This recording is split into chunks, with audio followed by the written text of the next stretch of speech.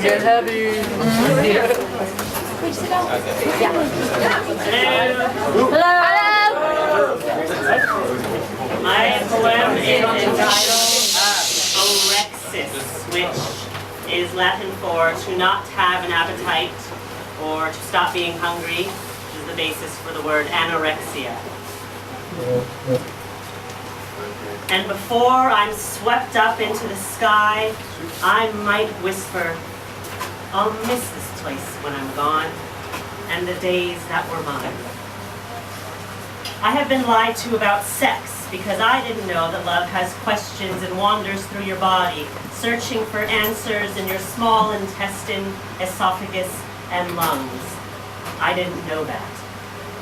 I have heard my sister's voice say, the anorexia is my friend, and I felt heat in the back of my throat as if the tears wanted to fall out of my mouth.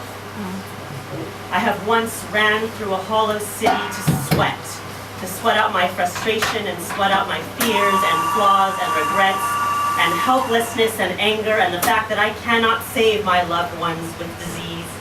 And they spit petals out of their mouths, and they spit razors out of their mouths and say they are poetry, but their eyes, like coins of passage, have never seen poetry. They say the rain will comfort you and call you home, but I am not home. And I know your face, and I've seen what you do to women. I've seen you attack them, bleaching their bodies with self-loathing and death.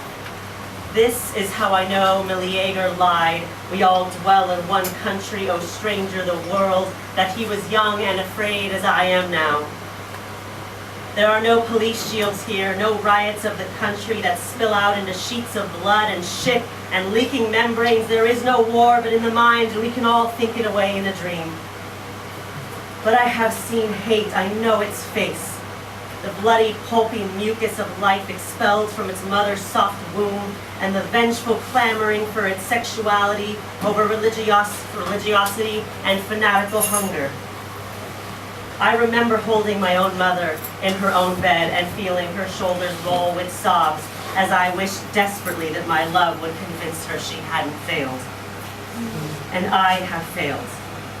I failed when I saw the breathing skeleton perched on the edge of her bed and just for a moment gave up the hope that it might ever be human again.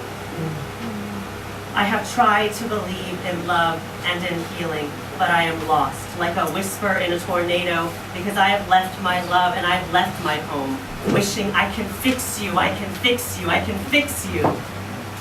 Because we too will be forgotten. We too have sinned and don't want to be saved.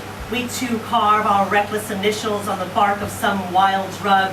We too can starve our eyes with the pornography of anger. We too are heard above the roaring oceans, our voices like silvered glass.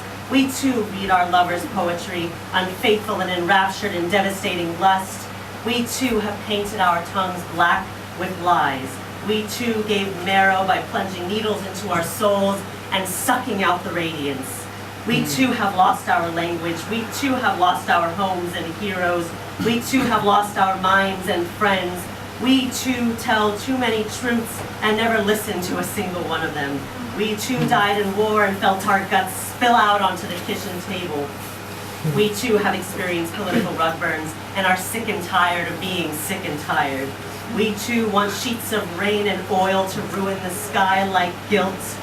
We too thrummed endlessly against the questions and the government and the universe, and we too receive no answer from God. And now I breathe. I am in the sky, deeply breathing every feeling starved from my fluttering wings, from all wings.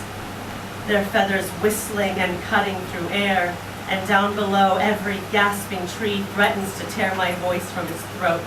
Every kiss surges like a wave of stinging gratitude, sweet kisses on eyelids, on fingers, on tongues, on malnourished rib bones, blessing each patch of skin stitched onto bone, tender kisses, hungry, like chips of flint aching to spark into one incandescent act of kindness.